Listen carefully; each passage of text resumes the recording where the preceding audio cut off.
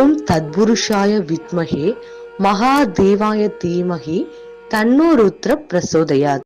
எந்த ஒரு சூழ்நிலையிலும் நிதானமாக செயல்பட்டு எண்ணியதை நிறைவேற்றிக் கொள்ளும் கும்பராசி அன்பர்களே, இதுவரை சகோதர ஸ்தானமான 3ஆம் ராசியில் இருந்து வந்த குரு பகவான் சித்திரை மாதம் 18ஆம் தேதி முதல் சுகஸ்தானமான 4ஆம் வீட்டில் சஞ்சாரம் செய்ய இருக்கின்றார். சுகஸ்தானத்தில் இருக்கின்ற குரு பகவான் தான் நின்ற ராசியில் இருந்து 5ஆம் பார்வையாக கன்னி ராசியான அஷ்டமஸ்தானத்தையும், 7ஆம் பார்வையாக விருச்சிக ராசியான தொழில் ஸ்தானத்தையும், 9ஆம் பார்வையாக மகர ராசியான போகஸ்தானத்தையும் பார்வையிட இருக்கின்றார். குரு பகவான் 5ஆம் பார்வையாக அஷ்டமஸ்தானத்தை பார்ப்பதால் எந்த ஒரு செயலையும் மேற்கொள்ளும் பொழுது சூழ்நிலை அறிந்து முடிவெடுக்கவும், எதிர்பாராத சில புதிய வாய்ப்புகளின் மூலம் மாற்றங்கள் உண்டாகும்.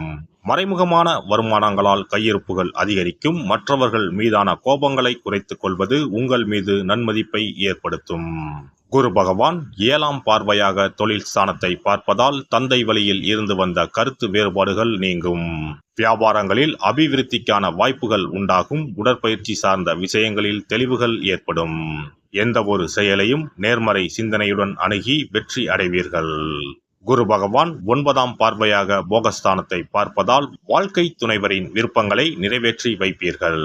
புதுவிதமான பயணங்களை மேற்கொண்டு மனம் மகிழ்வீர்கள். மற்றவர்கள் பற்றிய தனிப்பட்ட விஷயங்களை அறிவதில் ஆர்வம் ஏற்படும். கடன் சார்ந்த நெருக்கடிகளை குறைப்பீர்கள். குரு பகவான் சுகஸ்தானத்தில் நிற்பதால் கணவன் மனைவிக்கு இடையே அனுசரித்து நடந்து கொள்ளவும், வர்த்தகம் தொடர்பான செயல்களில் சிந்தித்து செயல்படவும், உடல் ஆரோக்கியத்தில் ஏற்ற இறக்கம் உண்டாகும். நறுமண பொருட்களின் விஷயத்தில் சற்று கவனம் வேண்டும். உறவுகளின் வழியில் அனுசரித்து நடந்து கொள்ளவும். புதிய முயற்சிகளில் மாறுபட்ட அனுபவம் கிடைக்கும். தொழில் சார்ந்த நிபுணர்களின் ஆலோசனைகளால் மாற்றங்கள் ஏற்படும். குரு பகவானின் நட்சத்திர சஞ்சார பலன்கள். குரு பகவான் கிருத்திகை நட்சத்திரத்தில் சஞ்சரிப்பதால் சுபகாரியம் தொடர்பான விரயங்கள் உண்டாகும். எதிர்பார்த்த சில வரவுகளில் தாமதங்கள் ஏற்படும். உணவு விஷயங்களில் சற்று கவனத்தோடு இருக்கவும்.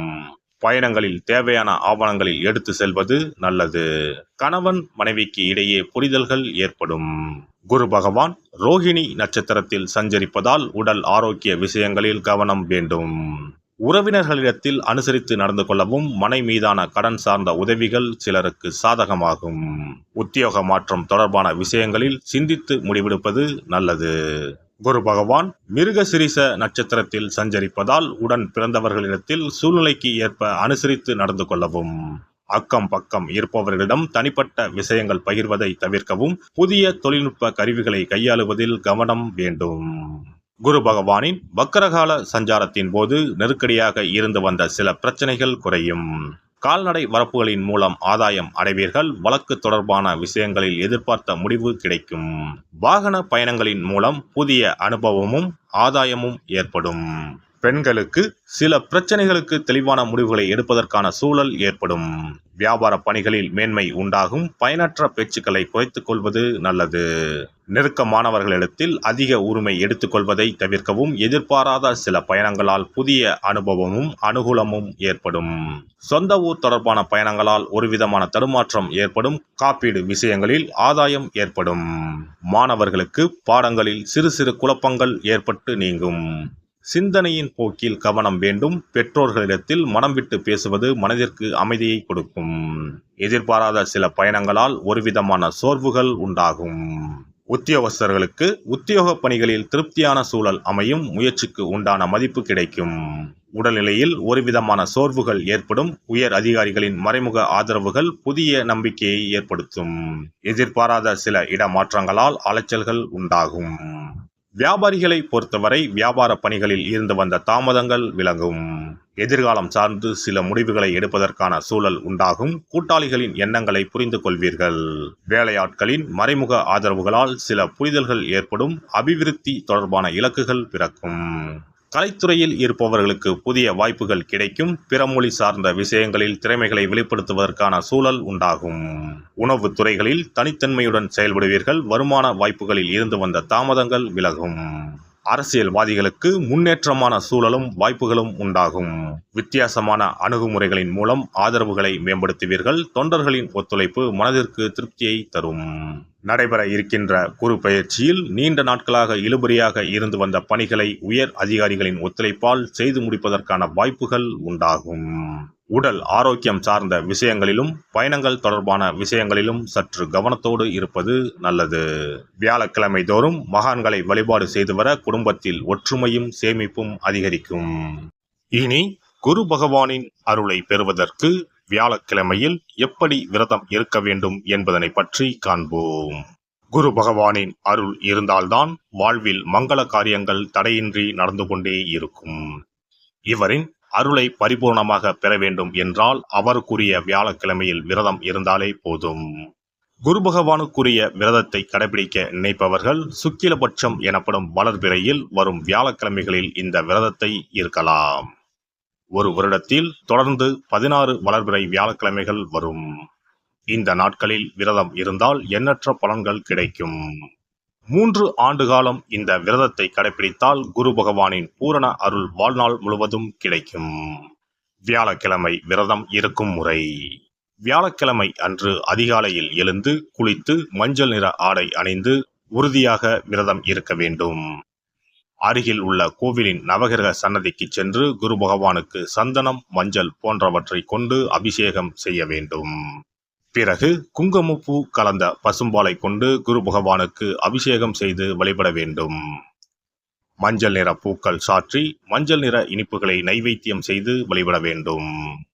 மாலை நேரத்தில் மஞ்சள் நிற இனிப்புகள், ஆடைகள் போன்றவற்றை வறுமை நிலையில் இருப்பவர்களுக்கு தானமளிப்பது நல்லது. இரவில் உப்பு சேர்க்காத உணவை சமைத்து சாப்பிட்டு வியாழக்கிழமை விரதத்தை நிறைவு செய்யலாம். குரு பகவானை வழிபடும் முறை. குரு பகவானுக்கு தேங்காய் எண்ணெய், நல்லெண்ணெய், நெய் ஆகிய 3ஐயும் கலந்து விளக்கேற்ற வேண்டும். குரு பகவானுக்கு ஏற்றப்படும் விளக்குகளின் எண்ணிக்கை 11 அல்லது 21 இருப்பது சிறந்தது. குரு பகவானுக்கு பிடித்த மலர்கள் முல்லை, மல்லிகை. ஆகையால் அவருக்கு முல்லை அல்லது மல்லிகை மாலையை அணிவித்து கொண்டை கடலையை படைத்து வழிபடுவது சிறந்தது. வியாழக்கிழமை தோறும் சிவன் கோவிலுக்கு சென்று குரு பகவானுக்கு அர்ச்சனை அல்லது கற்பூர ஆரத்தி செய்து வணங்கி வருவது நல்லது. ஆலயங்களில் நவகிரக மூர்த்திகளிடையே உள்ள குருவுக்கு வியாழன் அன்று கொண்டை கடலை மாலை சாற்றி முல்லைப்பூ, சாமந்திப்பூ மற்றும் மஞ்சள் நிற மலர்களால் அர்ச்சித்து வழிபடுவது நன்மை தரும். வியாழக்கிழமை தோறும் கொண்டைக்கடலை, சுண்டல், மஞ்சள் வாழைப்பழம், தேன், சர்க்கரை, கற்கண்டு மற்றும் இதர இனிப்பு பொருட்கள் இவற்றில் ஏதேனும் ஒன்றை நைவேத்தியமாக படைத்து வழிபட வேண்டும். குரு பகவானுக்குரிய வளர்பிறை வியாழக்கிழமை விரதத்தை முறையாக மேற்கொள்பவர்களுக்கு வாழ்வில் பல யோகங்கள் ஏற்படும். சரியான காலத்தில் திருமணம் நடக்கும். ஜாதகத்தில் குரு கிரக தோஷம் இருப்பவர்கள் இந்த விரதத்தை கடைபிடித்தால் தோஷங்கள் நீங்கும். தொழில் வியாபாரங்களில் சரியான வருமானம் இல்லாதவர்கள், குடும்ப பொருளாதார நிலை சிறப்பாக இல்லாதவர்கள் இந்த விரதத்தை மேற்கொள்வதால் குரு பகவானின் அருள் கிடைக்கப்பெற்று தொழில் வியாபாரங்களில் செல்வ வளம் பெருகும். எல்லாம் வல்ல இறையருளால் நீங்களும் உங்கள் அன்பு குடும்பமும் உடல் நலம், நீலாயுள், நிறை செல்வம், உயர் புகழ், மெய்ஞானம் ஓங்கி வாழ்க வளமுடன். இந்த வீடியோ பதிவு உங்களுக்கு பிடித்திருந்தால் லைக் பண்ணுங்க, கமெண்ட் பண்ணுங்க, ஷேர் பண்ணுங்க, மறக்காம சப்ஸ்கிரைப் பண்ணுங்க, பக்கத்துல இருக்கிற பெல் பட்டனை கிளிக் பண்ணுங்க. நன்றி, வணக்கம். ஓம் நமச்சிவாய. சிவாய நம.